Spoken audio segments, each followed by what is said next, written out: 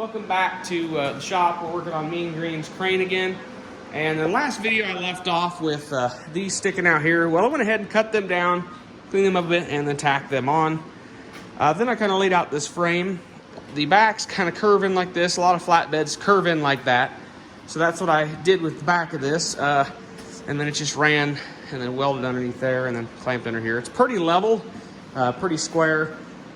Now I just need to take it all back apart and tack it back together. So once I get it tacked together, we can kind of discuss how the back of the crane is going to go.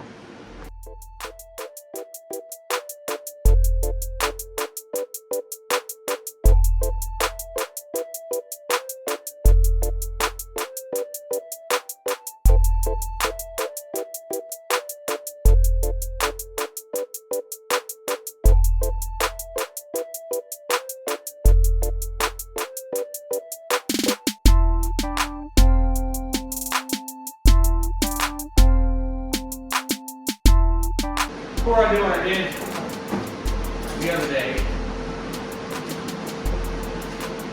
don't feel like I need much tanning on my hands.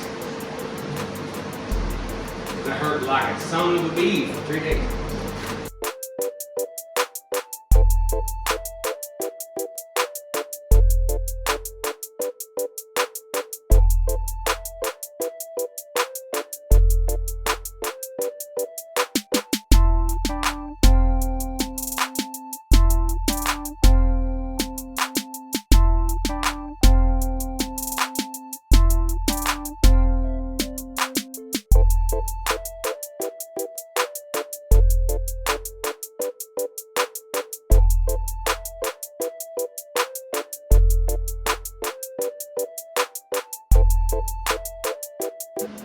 My finger's on fire!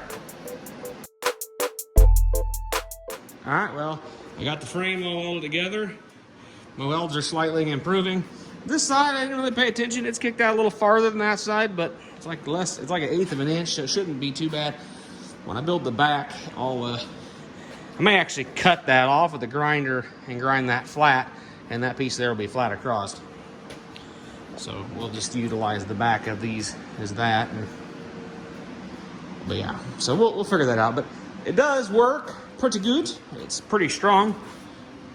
I don't feel like I'm going to bend it or anything, but it does move the Ranger pretty well. So now I just got to work up and build my sides so we can get that done. And once all that's done, I'll be waiting for some sheet steel so I can enclose it. I may, when I get that far, I may go ahead and unbolt it, take it off of here. I'll actually try my overhead crane by pulling it off because I don't want to pick this thing up because it looks pretty heavy. But yeah, I'll try picking it up off there. And first I'm going to weld these, obviously. I'll take them off, cut this one a little shorter than weld the supports up. But once I get the cage made, there's some welds underneath that I need to go through and re-weld. Or weld because I haven't been able to get to it because it's too close to the front of the Ranger. So I'll go ahead and pick it up off there, get it flipped over and weld that. And I'll also do the braces across for the floor. Even though that'll be real fun because I got to fight around all this stuff when I build the floor. And then I got to build my little access panel right here. So probably come off with some angle iron or something and make that work somehow. We'll see. I don't know. Just kind of just going by the seat of my pants at this point.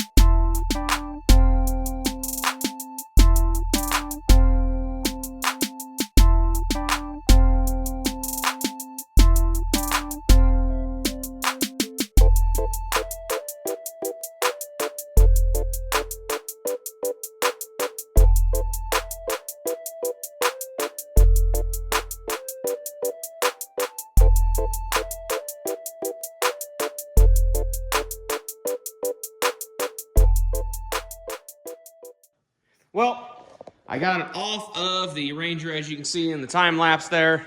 Got it down on some sawhorses. Now, I'm gonna probably put the box back on the Ranger for right now, because there's some stuff I need to do with it, so it'd be kind of handy to have it put back together where I can drive it and use it.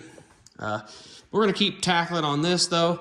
I'm gonna go ahead and get the bars welded across here. Then I'm gonna get the bar welded across there. Then I'll get all the braces underneath for the floor done.